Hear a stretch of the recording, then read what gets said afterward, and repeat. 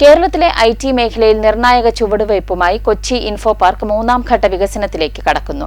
Land pooling മാതൃകയിലൂടെ ജില്ലയിലെ 300 ഏക്കറിലധികം വിസ്തൃതിയിൽ ആഗോള നിലവാരമുള്ള ഇന്റഗ്രേറ്റഡ് AI ടൗൺഷിപ്പ് യാഥാർത്ഥ്യമാക്കാനാണ് ലക്ഷ്യമിടുന്നത്. കേരള സർക്കാരിന്റെ പുതിയ ലാൻഡ് പൂളിംഗ് നിയമപ്രകാരം നടപ്പാക്കുന്ന പദ്ധതിക്ക് ഗ്രേറ്റർ കൊച്ചിൻ ഡെവലപ്മെന്റ് അതോറിറ്റിയും ഇൻഫോ പാർക്കും ഒരുമിച്ചാണ് നേതൃത്വം നൽകുന്നത്.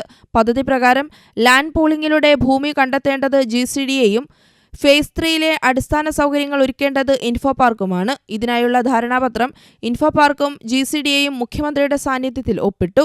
ഇന്റഗ്രേറ്റഡ് AI ടൗൺഷിപ്പ് എന്ന ആഗോള സങ്കല്പത്തിൽ ഒരുങ്ങുന്ന ഫേസ് 3 വികസനത്തിലൂടെ മുൻനിര ടെക് കമ്പനികളെയും ഗ്ലോബൽ കേപ്പബിലിറ്റി സെന്റർ മേഖലയിലെ പ്രമുഖ കമ്പനികളെയും ആകർഷിക്കാൻ ലക്ഷ്യമിടുന്നുണ്ട്.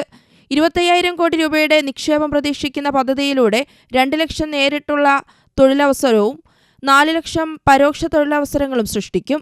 സുസ്ഥിരത, carbon negativity, water positivity, zero waste, connectivity, accessibility, inclusivity, സുരക്ഷ തുടങ്ങിയവ ഫേസ് 3യുടെ സവിശേഷതകളാണ്. സ്വകാര്യ ഭൂവുടമകളുടെ സമ്മതത്തോടെ അവരുടെ ചെറിയ ഭൂമികൾ ഒരുമിപ്പിച്ച് വലിയ പ്ലോട്ടാക്കി മാറ്റുകയാണ് ലാൻഡ് പൂളിംഗിന്റെ ആദ്യ നടപടി. തുടർന്ന് റോഡുകൾ, IT പാർക്കുകൾ, മറ്റു പൊതുസൗകര്യങ്ങൾ ഉൾപ്പെടുത്തി ആസൂത്രിത വികസനം നടത്തും.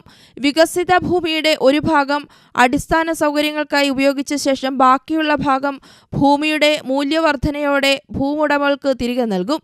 ഇത് ഭൂവുടമകൾക്ക് വലിയ സാമ്പത്തിക നേട്ടം നൽകും. ലാൻഡ് പൂളിംഗ് 1 വർഷത്തിനുള്ളിൽ പൂർത്തിയാക്കി 2030ഓടെ പദ്ധതി യാഥാർത്ഥ്യമാക്കാനാണ് ലക്ഷ്യമിടുന്നത്. വാർത്താസമ്മേളനത്തിൽ info park CEO Sushant Kurunthil, GCDA chairman K. Chandran Pillai എന്നിവർ പങ്കെടുത്തു. AC news, Kochi.